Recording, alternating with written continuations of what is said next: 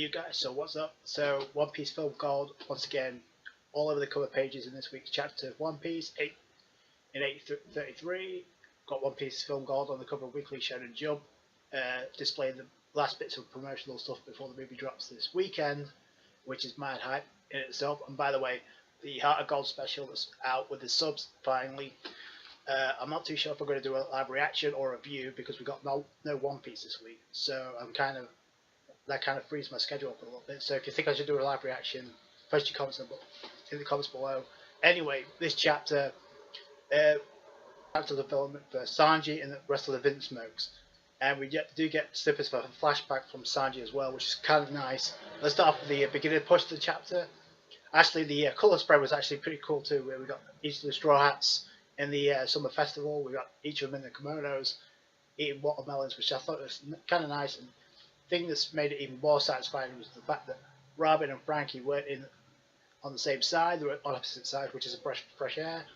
Anyway, this chapter we see it starts with Yanji actually getting reconstruction on his face because he got the Duval treatment from Sanji, who bested him in the previous chapter off screen, which is kind of funny in a way because the way interested as well, because it looks like once again some of the technology that the Vinsmokes have could be Vegapunk related, so maybe. Anyway, there's a crazy amount of theories going around on that.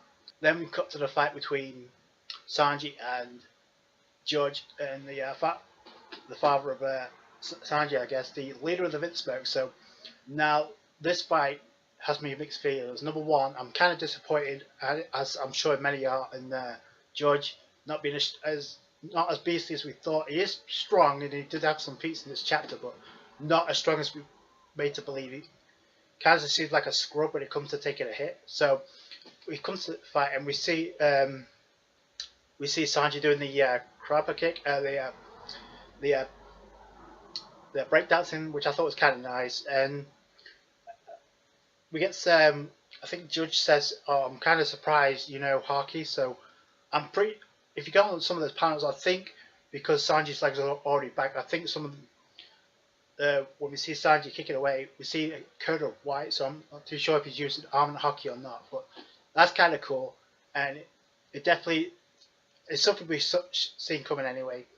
But the fight with Sanji and George is going to have the Sanji fanboys in a rage because even though Sanji put in the work, he's still technically lost, even though it's kind of fucked up the way he lost.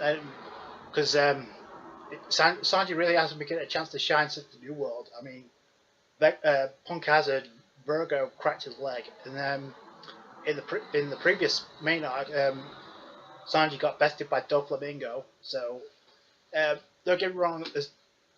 And by the way, the only reason Sanji lost was because of Judge being a douche and using the soldiers, manipulate the soldiers.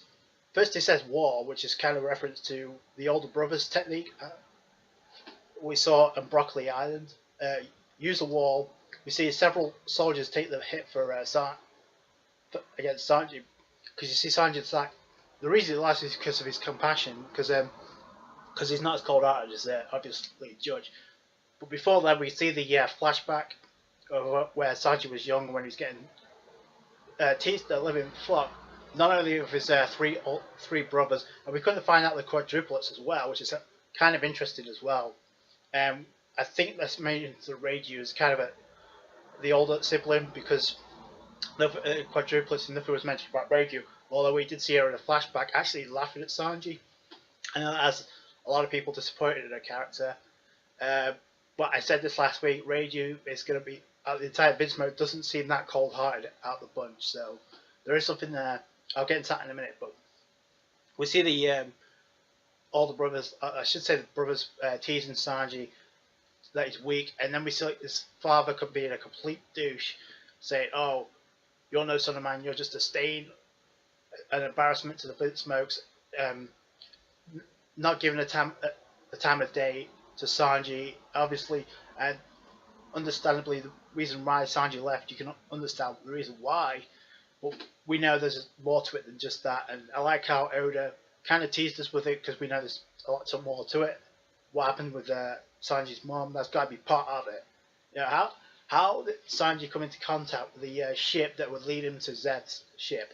Because it seemed like Sanji got some type of assistance. Maybe it's similar to where Law. You remember how Corazon Rocinante aided Law in escaping when he came to Doflamingo? So maybe it's something similar with Sanji, where maybe it has something to do with his mum. I don't know. It's just speculation at this point. Once we get the flashback, we'll get our answers soon. And speaking of which, Oda, in addition to an interview during midweek, he did post a couple of statements about the year of Sanji, saying how the year of Sanji is indeed his year, but it's not only going to give Sanji a chance to shine, but also a chance to develop his character even more. So that means that his character's going to get even bigger, and there's more for Sanji to do within the story. So keep looking forward to it. And I believe Oda, because despite the fact that Sanji lost this fight, you can't deny that his character.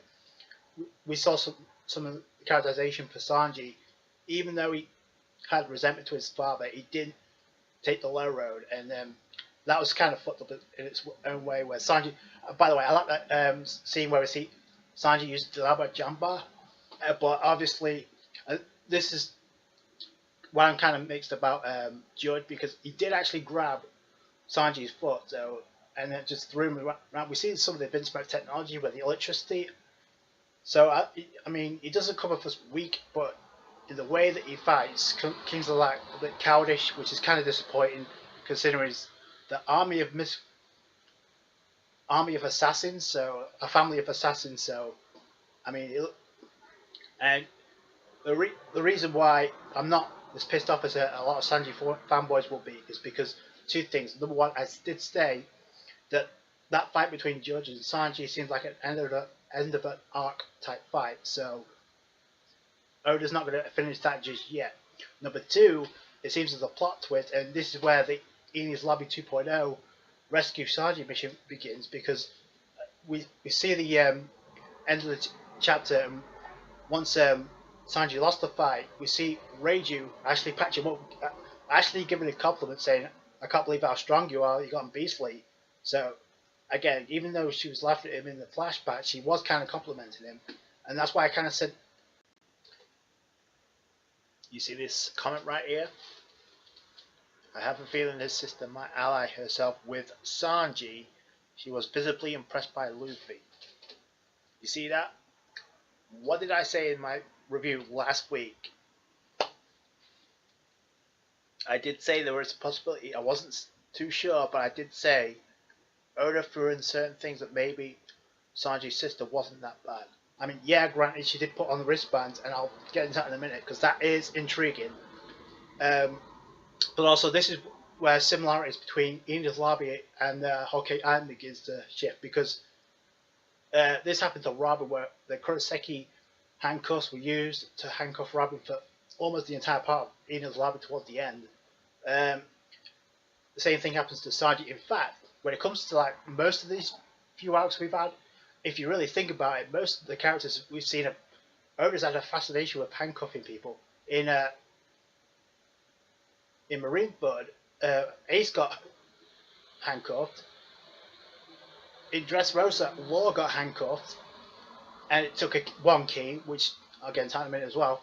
And in the previous arc, Rizo got chained and shackled, while Jack was terrorizing the Minx. So yeah, so there is kind of those wristbands we see are clearly from the Tenryubito. We saw what happened to them on the Sabadi Archipelago, where if you try and run away, they explode.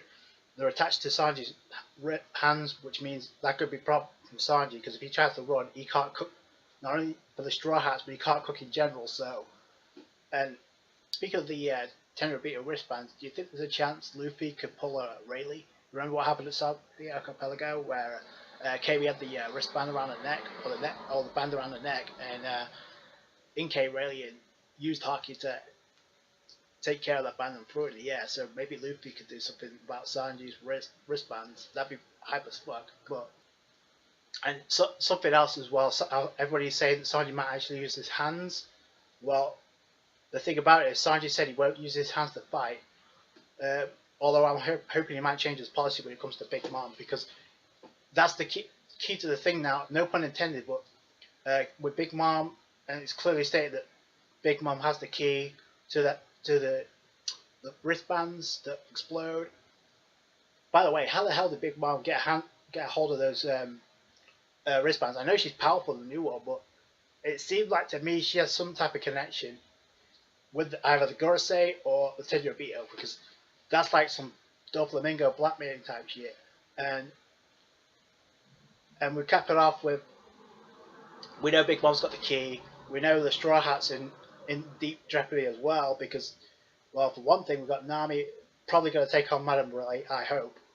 And we've got Luffy solo, probably going to run into that giant. I did say that last week. And apparently, what do you guys think? Do you think there's a chance that Reiju might have a soft spot for Sanji? Because even though she did put on the wristbands at the end, she did give him compliments, and she did technically kind of save Luffy. I know she said she like owed him one, but it's like, okay, she doesn't come across as like